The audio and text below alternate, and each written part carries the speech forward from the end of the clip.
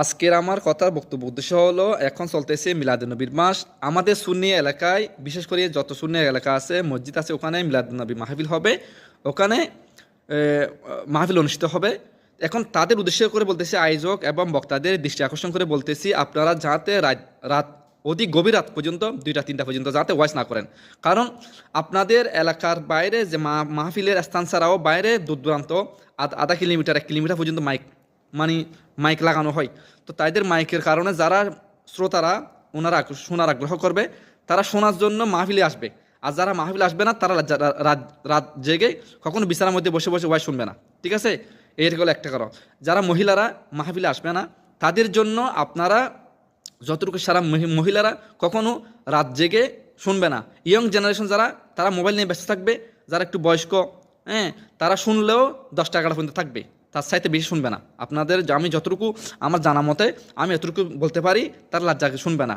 3 নম্বর কারণ হলো আপনাদের মাইকের কারণে।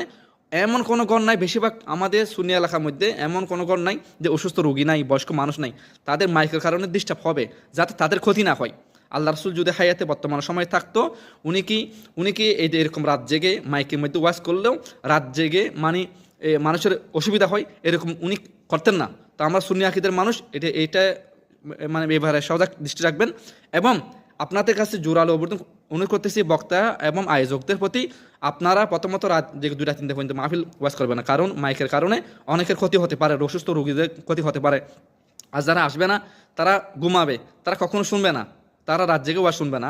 3 নম্বর কারণ হলো, 2টা-3টা বাজে মাহফিল শেষ করার পরে অনেক মানুষ মুসল্লিরা, তারা বিভিন্ন সকালে তাদের চাকরি আছে, ডিউটি আছে, ডিউটি যাওয়ার কষ্ট হয়ে যাবে। এবং মোস্ট অফ দ্য ইম্পর্টেন্ট কথা, সকালে নামাজটা কাজা হয়ে যাবে। এই কাজার জন্য কিন্তু তাই এবার বক্তা এবং আয়োজকদের নিতে হবে। তা আল্লাহর কাছে যাতে আপনারা ধরা না হন, আপনার কাছে যাতে আপনারা আল্লাহর কাছে যাতে এই ব্যাপারে যদি বাঁচতে চান, আপনাদের সজাগ দৃষ্টি রেখে অল্প সময়, মিনিমাম 11টা, 11:30, 12টার মধ্যে যাতে আপনারা মাহফিল শেষ করেন। সবার প্রতি এই দৃষ্টি আকর্ষণ করে আমার বক্তব্য আজকে শেষ করলাম। আসসালামু আলাইকুম ওয়া রাহমাতুল্লাহি ওয়া বারাকাতুহু।